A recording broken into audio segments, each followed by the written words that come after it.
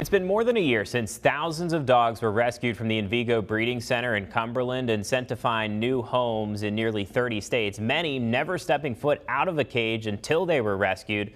But some of the families who adopted them say they've come quite a long way. WFXR's Amari Williams has their story.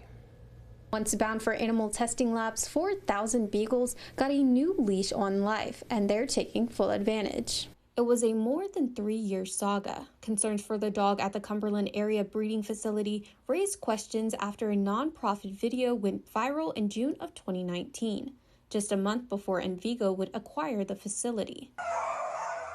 That video showing hundreds of dogs packed into kennels, howling, barking, fighting, even standing in their own filth. Then a video in November of 2021, PETA releasing a video allegedly taken inside the same facility, showing even more issues. Sick, hurt, and dying dogs, a staffer admitting to denying food, all caught on camera. They did not get fed, but if too many people know it, it's going to get out. That's what we're doing, then it's going to get back. Several investigations, animal welfare complaints, and animal seizures later, the facility announced its closure last June. Then the process of evaluating, transporting, and getting more than 4,000 dogs adopted began.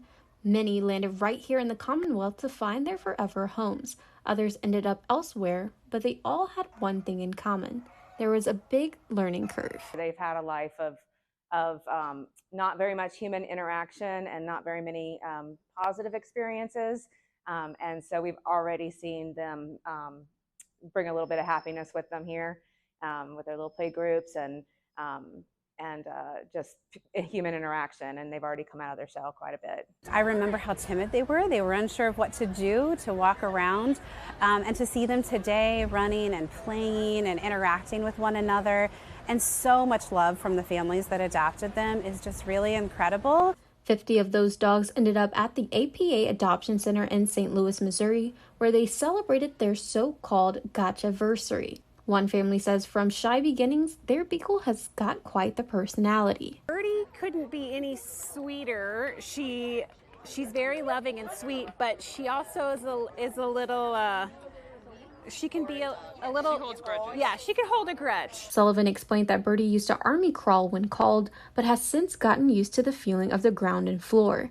After a year, she says the family couldn't imagine a world without their furry friend. We just waited until they were here. We couldn't wait. We were excited. Wanted to be a part of something. Beagles have just kind of made our family whole. Now the Humane Society of the United States is pushing Congress to take steps to eliminate animal testing overall, or at the very least cut back to limit the need for these types of breeding facilities. In Blacksburg, Amari Williams, WFXR News.